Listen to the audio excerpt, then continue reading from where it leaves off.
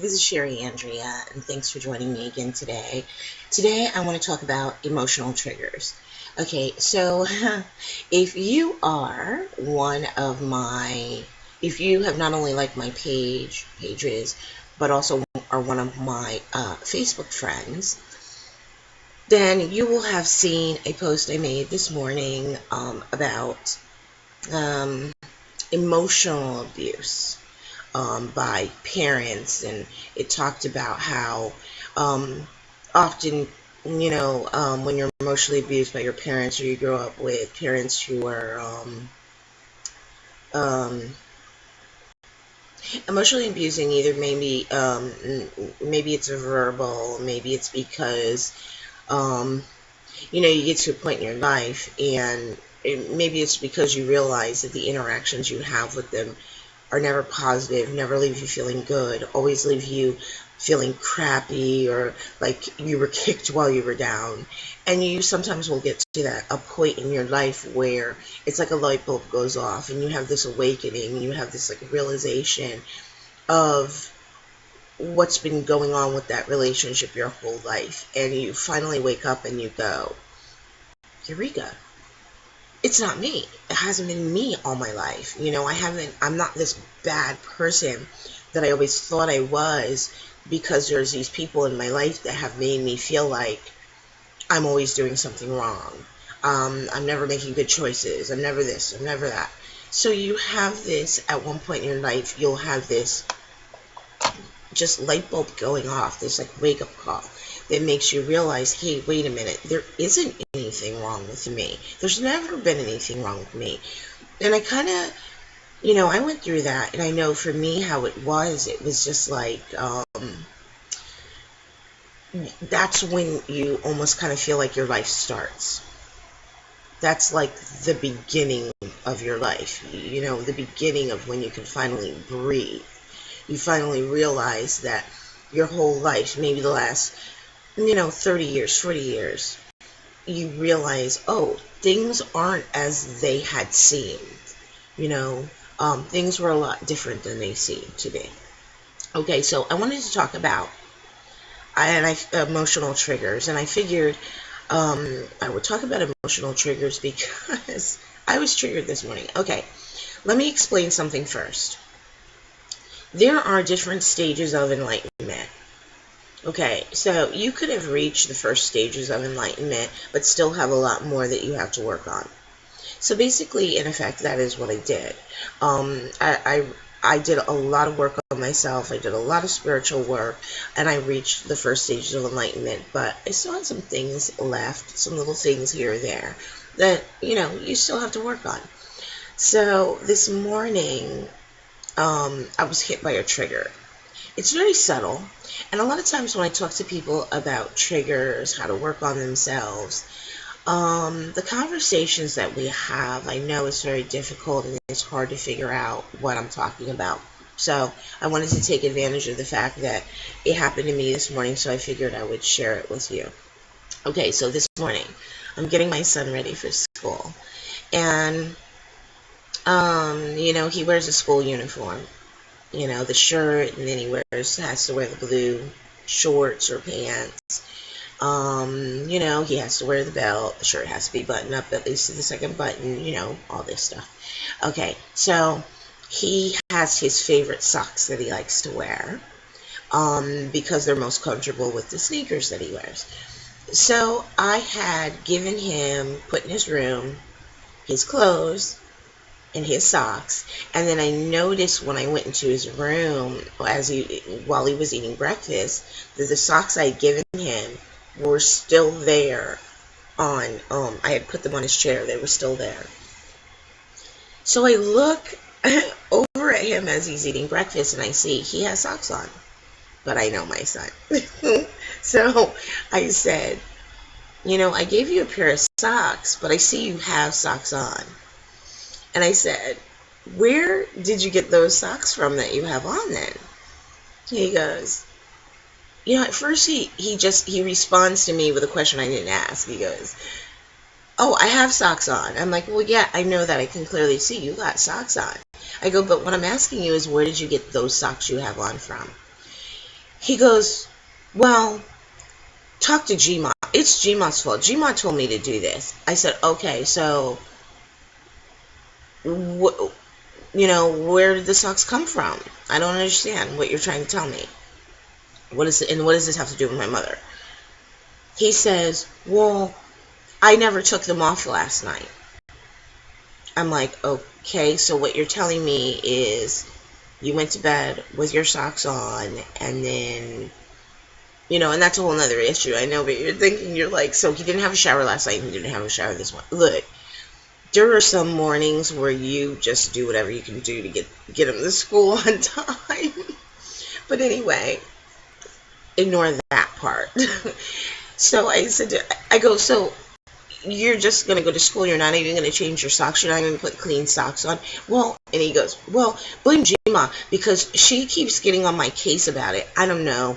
Maybe she's telling him something like, oh, well, the socks, you only have them on for a certain amount of time. They're not really dirty. You should wear them twice in a row. She may be telling him something like that, or maybe he's gotten it slightly wrong. She's telling him something, and maybe he's misunderstanding exactly what she's telling him to do.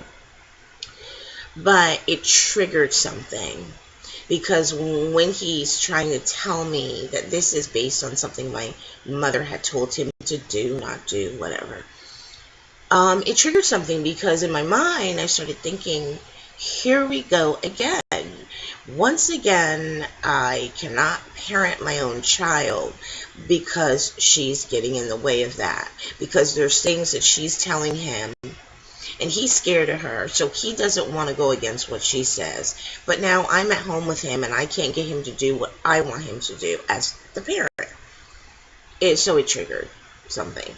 And I just got really annoyed, and I said, look, I have told you this so many times. I'm the parent. You have to listen to me. This isn't optional. You don't have a choice. Whatever I tell you to do, you have to do. I'm the parent. I get to be the parent, please. That's kind of how I felt. Like I'm going, please let me be the parent. So anyway, it just triggered things. And it was very subtle, the way it triggered things. It triggers things in an inner kind of a way. It's not really on the surface. It's not really obvious. It's not like you can go, oh, you're saying that reminded me of this. No, it's so very subtle.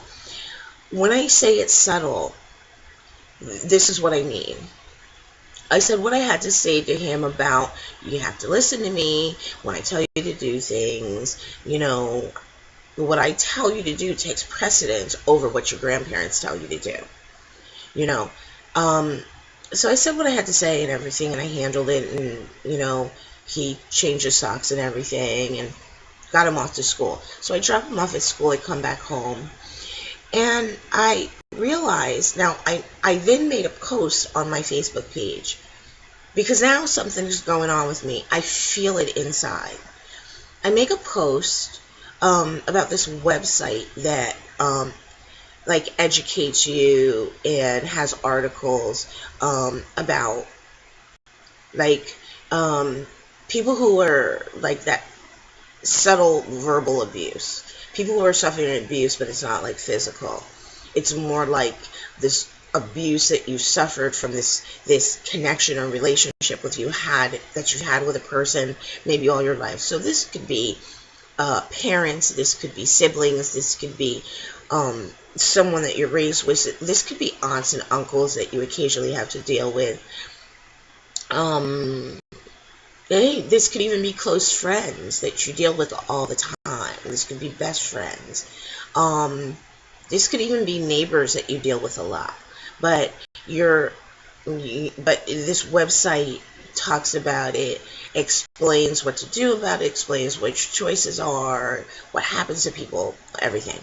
So I found this really good article that actually talked about when a person awakens to what's been going on and what's been happening to them, and they finally realize that things aren't as they have seen, that they are not the bad person, and they start to take their power back. And they said, or the other option, there are two choices. The other option is they'll get to a point in their life where they just get fed up and they have that enough is enough moment. And that is one other way that they end up taking their power back, is because they get to that point where it's like, I've had it, enough is enough. Okay, so I posted this article on my Facebook timeline, with a little where I quoted a piece of the article, and I also said, I had made a comment, imagine having two, LOL, meaning, it's not, for me, it's not just, all my life, it hasn't been just one parent, like mother or the father. It wasn't just one parent that was like that. Actually, I had both parents that were both A-type personality parents that were both really strong. So I'm getting it from both sides. And, it's been like this. I'm 50. So literally, this is like saying you kind of feel like you've been suffering this for 50 years. But most of the time now, I deal with them a lot better. We have a really good relationship. I love them very, very much. But it's because I had to learn to not let it emotionally affect me. And so I do pretty well with that, except for this morning when something triggered it. What my son said to me triggered something that I still haven't quite put to bed yet.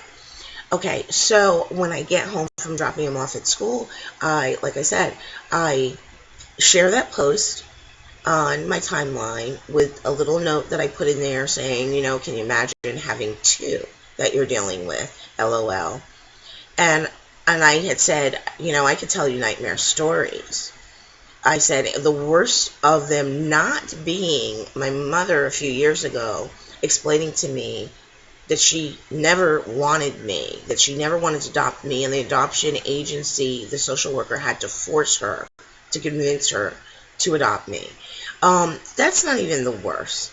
That's just something I can actually, her having said that, that's actually something I can actually laugh at. And something me and my friends, we have laughed at, like, can you believe she actually, said that and didn't see anything wrong with that statement she made? So I'm at least really glad and really fortunate that I have a great sense of humor, and a lot of these things I can laugh at. They don't have me running to the liquor store. They don't have me, suffering from addictions to try to get away from this. So I feel that I am very fortunate that I've been able to kind of, for the most part, take it, deal with it, overcome it, and then kind of show others how I did that. How I use tactics like disassociation, meaning many times when I would go over to my parents' house and I had to deal with them, I would be constantly nonstop saying a short prayer in my head. And what that did was it kept me from putting 100% of the focus on what was going on with them in between our conversation. It helped immensely disassociating. Before I knew it, I had finally gotten to the point where the things they now say to me, I no longer, I feel it emotionally impacting me, meaning they can say things to me. I hear them, like as the observer, I hear them. I can even kind of logically, in my mind, think about what they've said, what I think about it, determine whether I need to respond or whether I just want to stay quiet. But I no longer have these emotions rising up from my sacral chakra, from my stomach. I no longer feel the emotional response. So that's where we're, all trying to get to. But this is a peeling back layers thing. And there are so many layers to be peeled back that even when you have successfully worked on a lot of this stuff, something like what happened to me this morning will happen to you, where you're just like totally caught off guard by a trigger you still have. And it's kind of like it peeps its head up and it goes, hey, you missed me. I'm still here. You missed resolving me. And, when you realize that, you're just like, oh, okay, there's another one.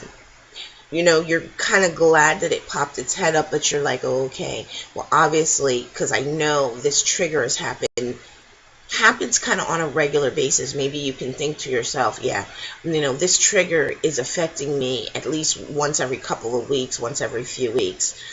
Yeah, I have noticed it, but I obviously have not resolved it yet. What do I need to do to resolve it? That's the tricky part. So, it's funny, and I want to tell you this because it's kind of important.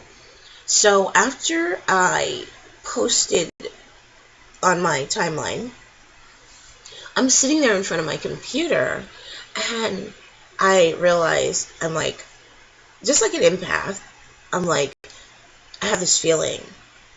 I feel like I've picked something up, and it feels like depressing.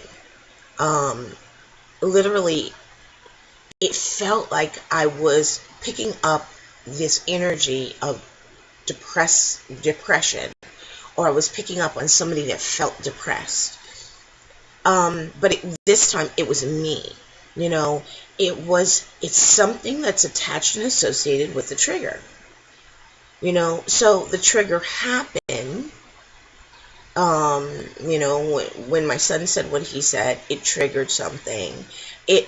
Now what a trigger does, it often brings up those old feelings. The trigger just isn't settled by itself. It's set and it's associated with certain emotional feelings.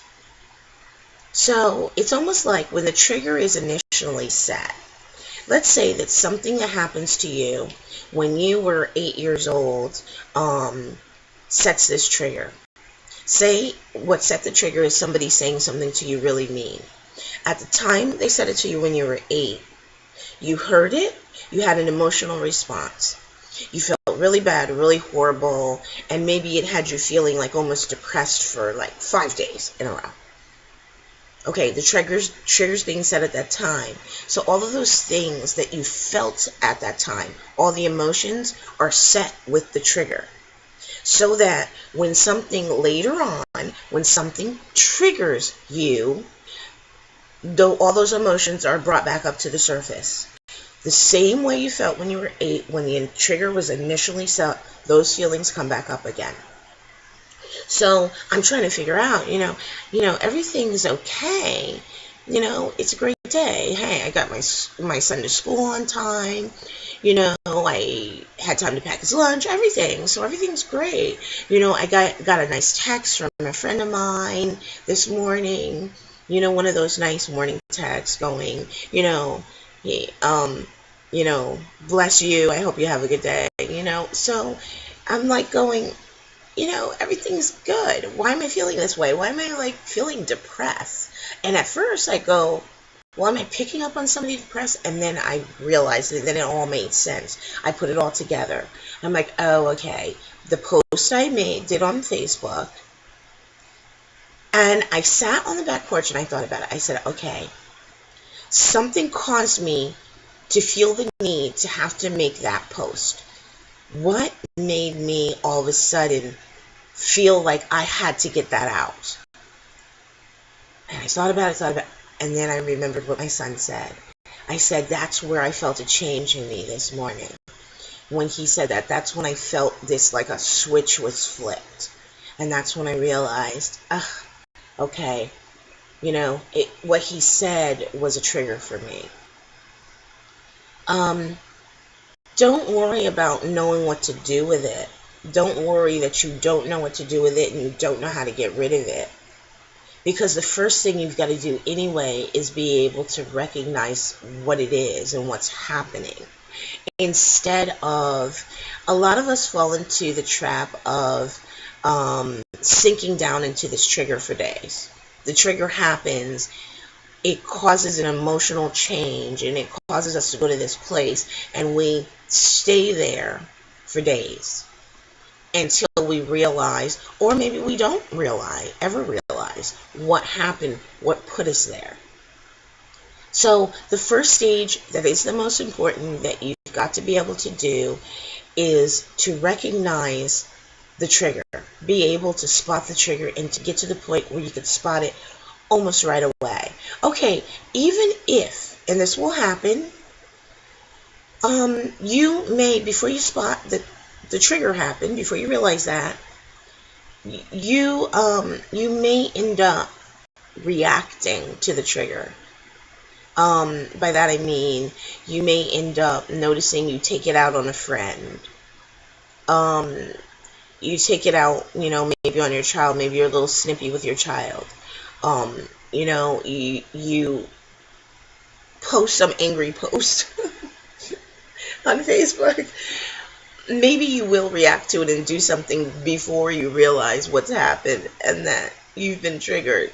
But that's important. You've got to get to the point where you're looking for it, where you're ready to spot it. And the best way to do that is to always be policing yourself. If you're not in a state where you can just say, I feel great, everything's wonderful, I don't feel bad about anything, nothing bad is coming to mind, no memories, negative memories of the past, like remembering when this person did this to us, this person did that to us. The minute you've got those thoughts coming to mind, the moment you seem to have things coming in mind where you feel like you're being reminded of a neighbor that you had a falling out with, something that happened, like something, one of your parents said to you that hurt your feelings, sibling did that hurt your feelings, or the way they acted, or whatever it is, doesn't matter.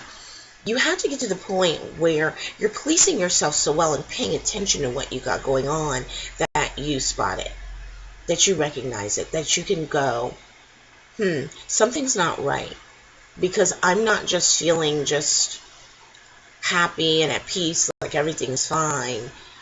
I'm feeling this kind of way or that kind of way, or like me, and I said, okay, there's something going on because I'm feeling slightly depressed. Why am I feeling depressed? And like I almost didn't identify with it. It almost felt like it was someone else. Really, I didn't even identify with it. My first thought was, it's not me. But the reason why I thought that is because the truth is, as far as how I feel, what's going on in my life and everything's great. So that's why I really couldn't identify with it at first. But the first step is to recognize it. Recognize that it's happening. And then investigate it. You have to become a really good investigator. To be able to say, okay, I realize it's a trigger. Okay, now let me figure out, let me investigate, let me pull this apart. Why was I triggered? What caused me to be triggered? Okay, I was triggered by this or that. Okay, let me investigate that. Why did this one little thing somebody said to me trigger this? What was it about it in what they said?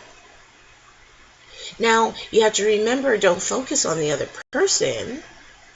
You've got to keep this focused on yourself and what's going on with you, how it made you feel. Not in, don't do they did this, they did that, they shouldn't have done that, that was wrong for them to do. Don't focus on the other person. You have to keep the focus on yourself.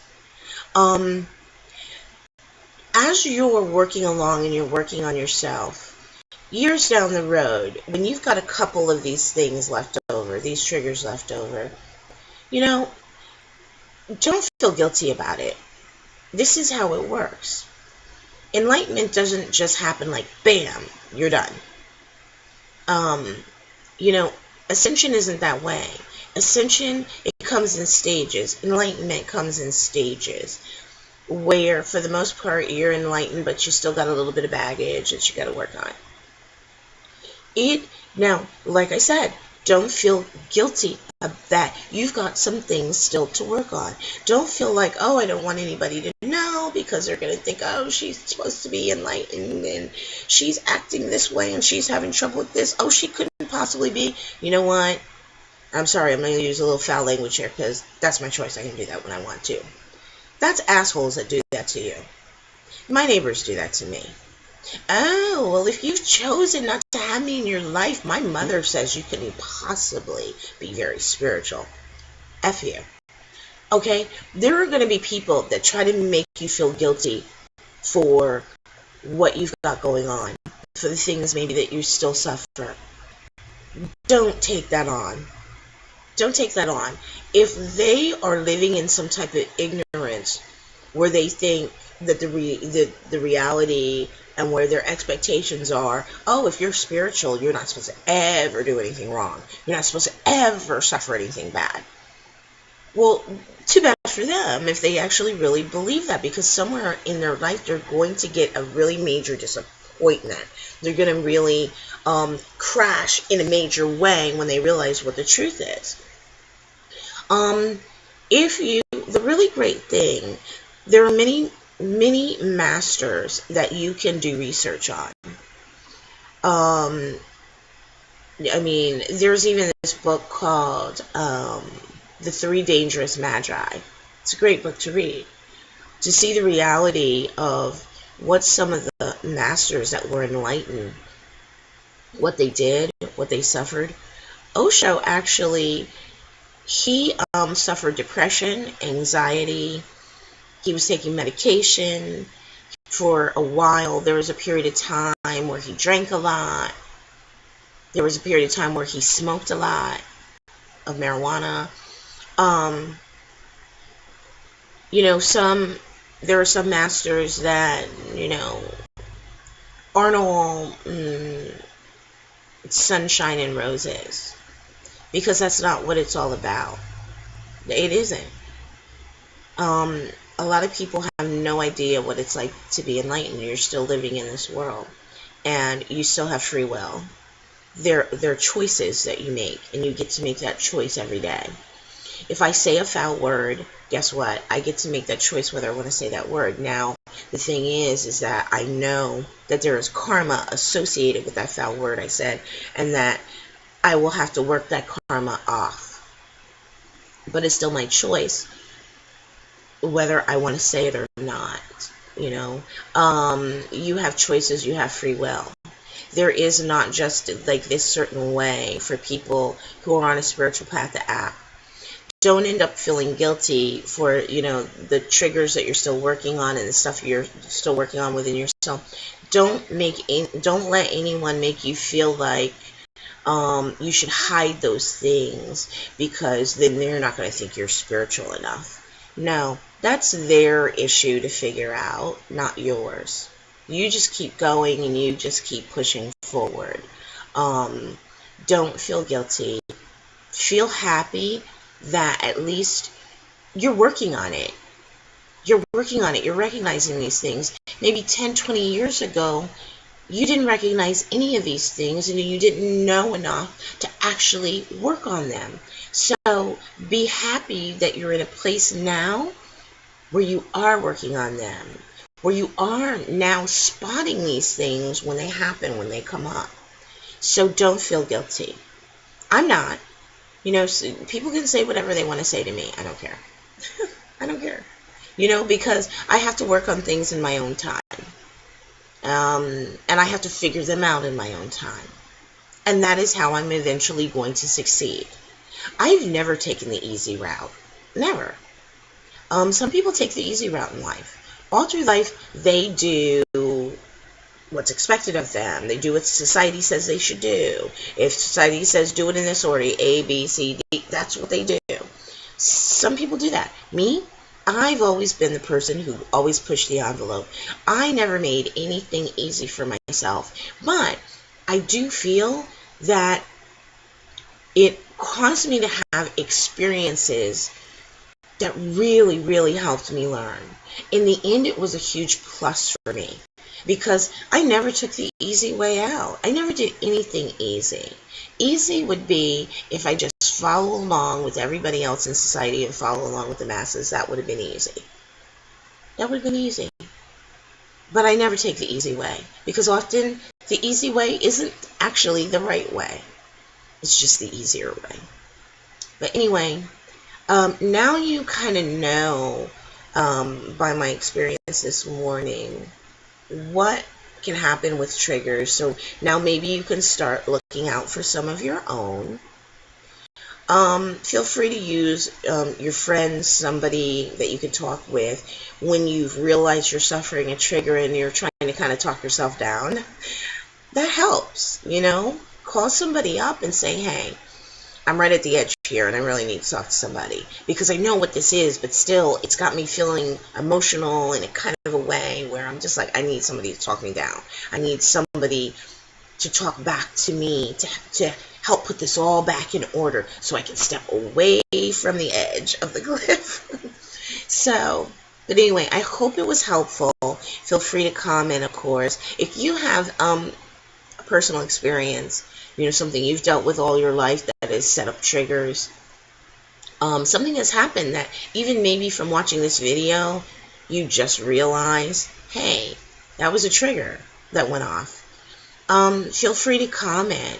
Also, if you have any questions that you would like me to specifically answer on the video, I would love it. So you can either go to my webpage, sherryspeaks.com, and contact me through the contact page, or you can put the comment right here and tell me what question it is you want me to answer or what topic you want me to talk about.